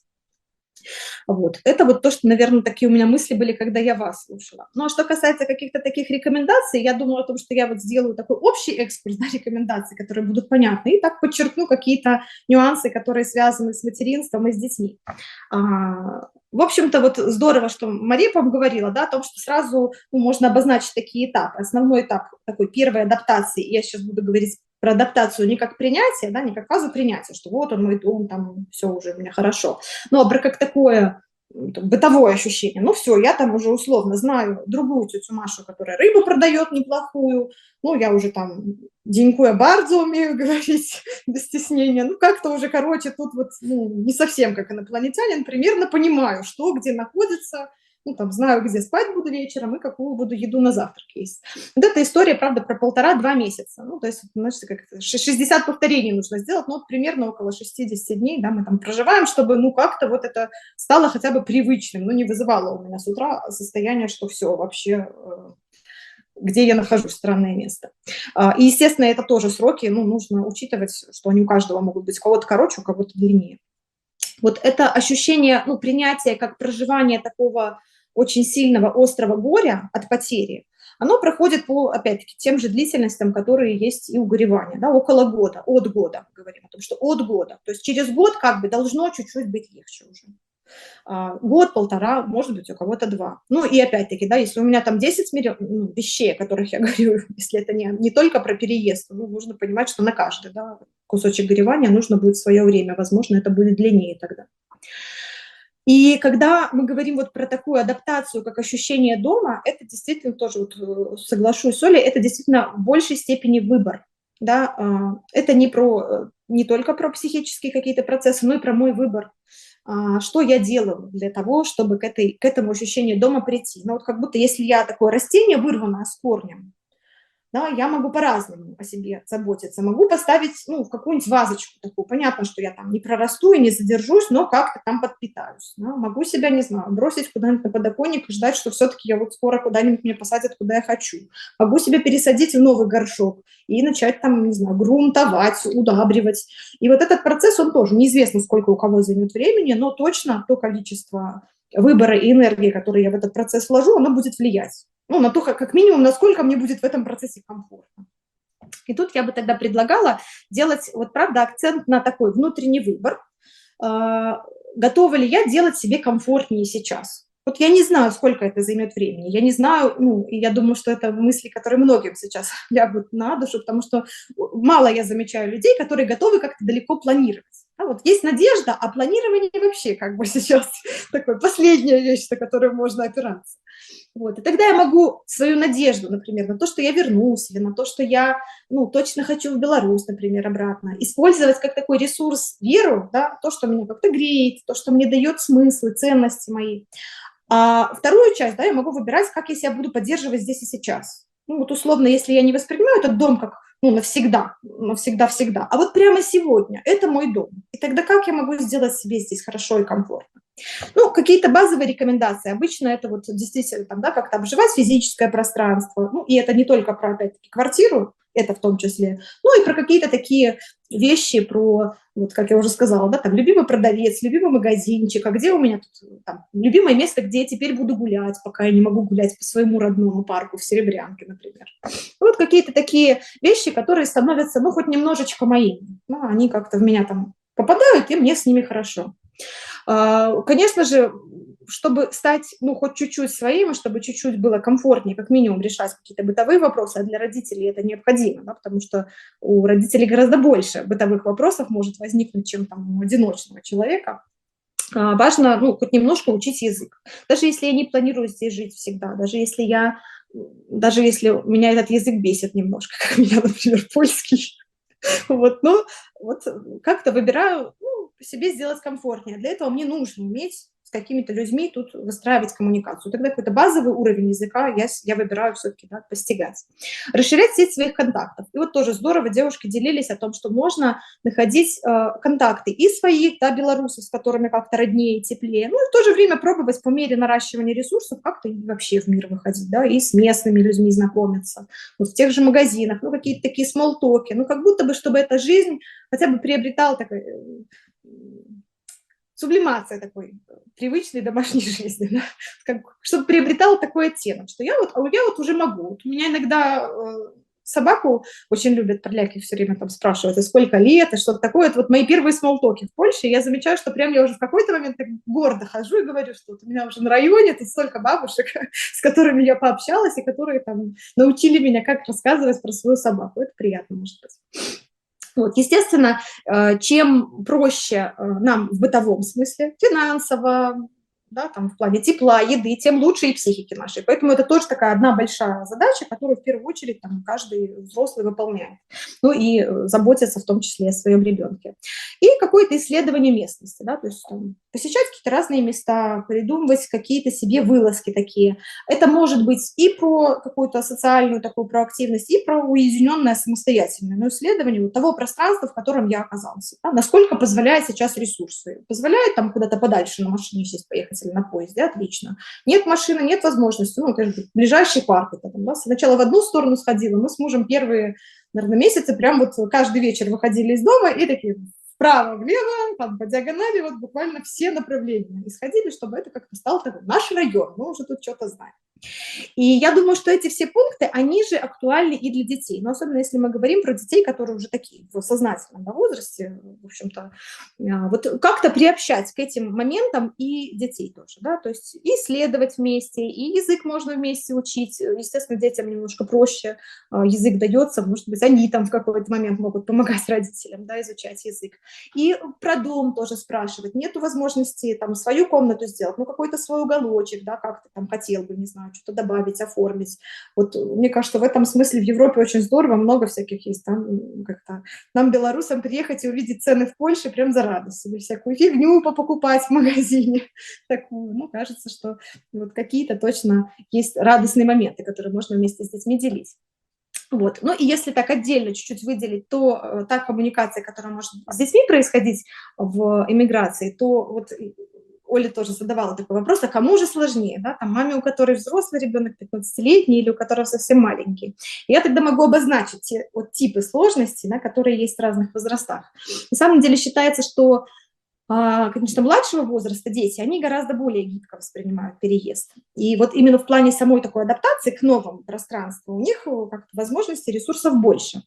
Потому что в подростковом возрасте, да, постарше детям, им уже есть что терять. Ну, они тоже проживают потерю.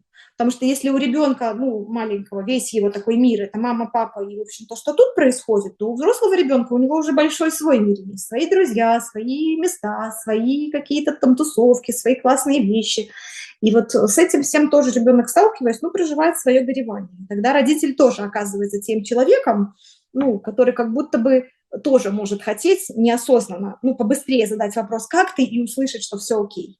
Да, и тогда тоже может моего, ну, родительского контейнера как бы не хватать, чтобы рядом с этим горем своего ребенка находиться. Это еще сложнее, да, вот рядом с близкими в горе сложно, а рядом с детьми в горе прям пипец как сложно, очень хочется побыстрее оттуда ребенка вытянуть. И тогда вот если мы говорим о детях постарше, это история про то, что дать им прожить это горе. И, конечно, там в подростковом возрасте это может во многом выражаться как такой протест. И я тогда тут тоже такую вот метафору использую про то, ну, чего очень в Беларуси многим из нас не хватало. Я думаю, что это будет понятно, да, о том, что, ну, правда, в стране бывает всякое, да, могут какие-то разные быть непопулярные решения у власти.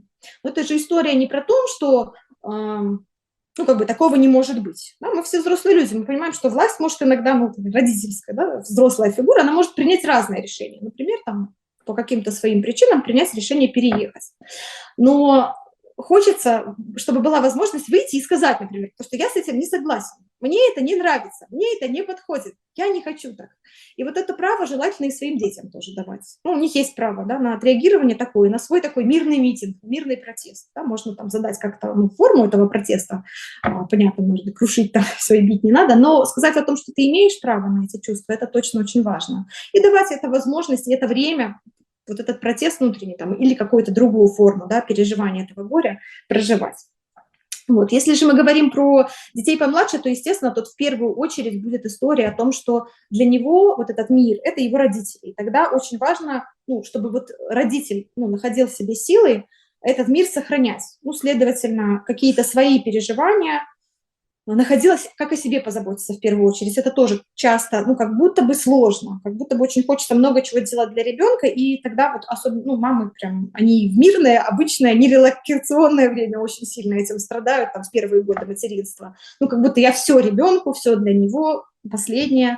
И при этом забывают, что в любом случае неосознанно ребенок считывает то, ну, в каком состоянии мама. И мы понимаем, что вот я уже до этого описала, в каком состоянии мама, не в самом лучшем. Да, и тогда действительно мамам очень важно находить способы, как о себе можно позаботиться. Это очень трудно. да, для этого меньше гораздо возможностей, если я еще раз повторю. В обычное мирное время не всегда получается придумать. То есть здесь в отрыве от там, бабушек, которые могут посидеть с ребенком, в отрыве от каких-то ресурсов, это сделать еще сложнее. Вот, поэтому прекрасные были тоже идеи о том, как можно, да, там, находить, не знаю, знакомых, которые готовы посидеть с детьми, или там меняться детьми на какое-то время. Вот у нас в Польше есть такие знакомые, которые прям там семьями дружат, и у них там круговая порука. Каждое воскресенье одна семья сидит с детьми, другие свободны, да, в это время. Ну, таким образом как-то выручают друг друга.